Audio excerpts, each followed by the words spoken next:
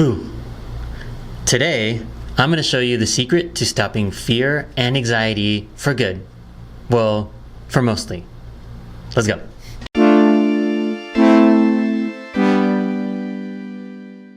Hey world, it's Rico, and I'm back. And if you're like me, fear and anxiety have impacted your life in many ways, and for a long time.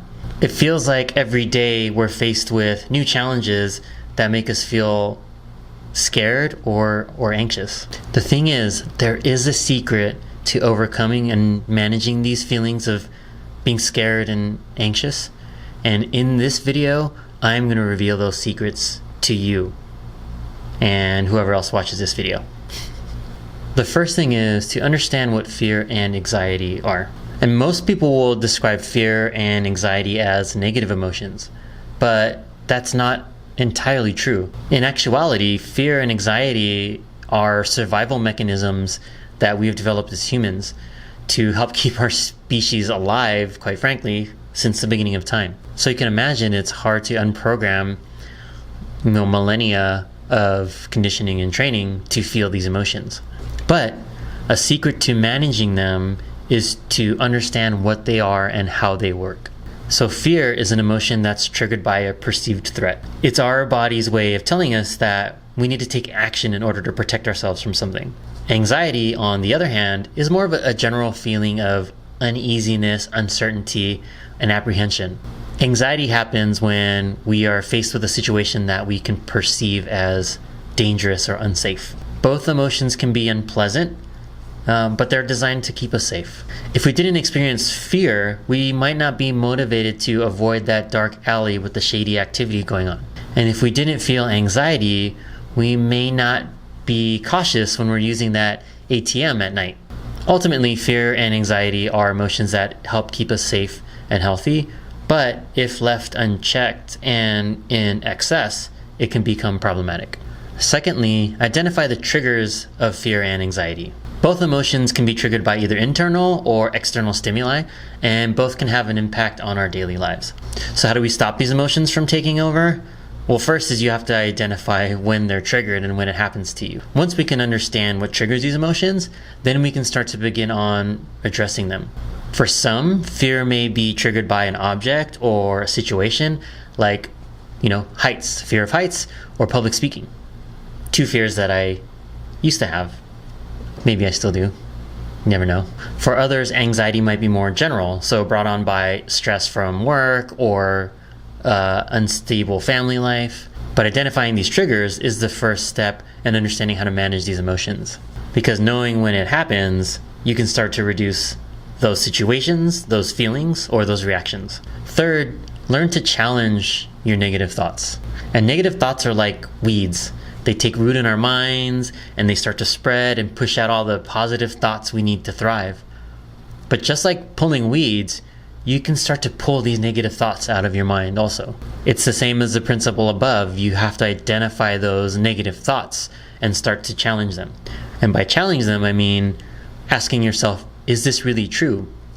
My coach tells me fear is an acronym for false evidence appearing real. So is this actually true? Are these things I'm feeling fact, or are these things I'm making up in my head? Is there another way to look at the situation? So I've thought about it one way.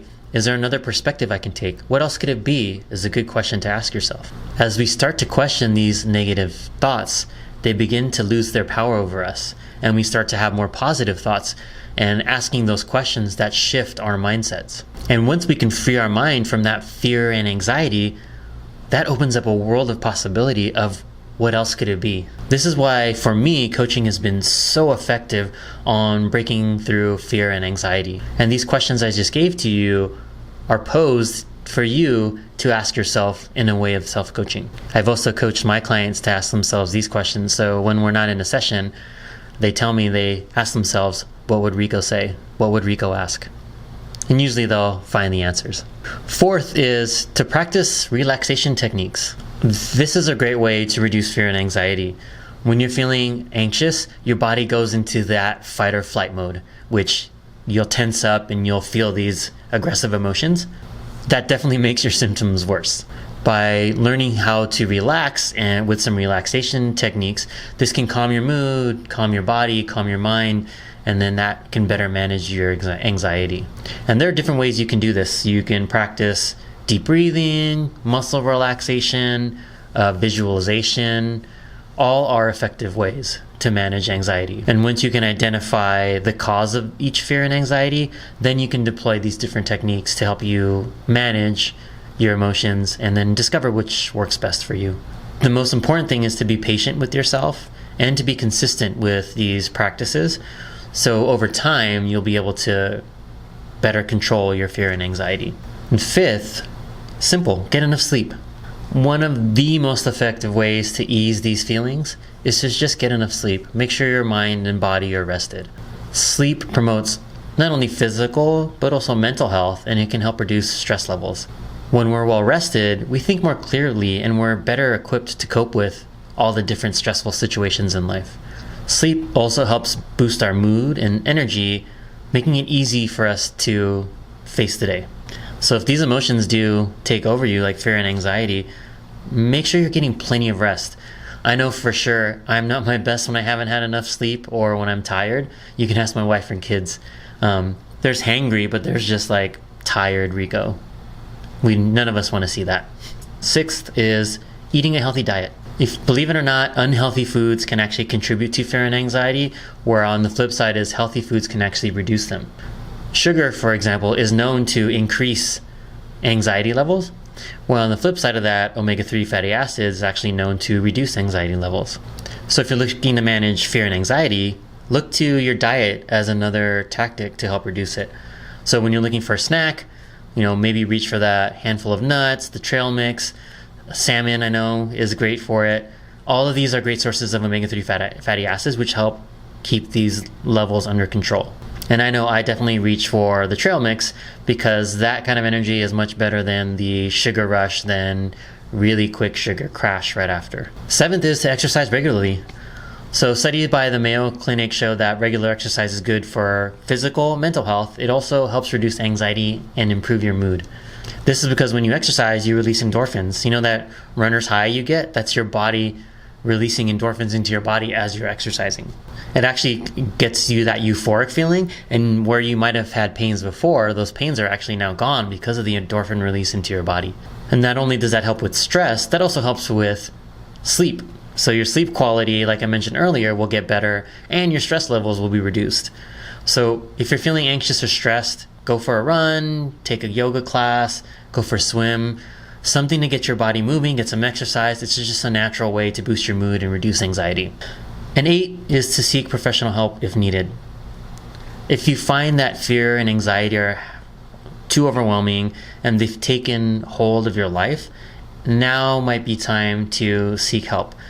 Find a coach, find a therapist, someone that can give you strategies on how to reduce these thoughts, manage these thoughts, control these thoughts.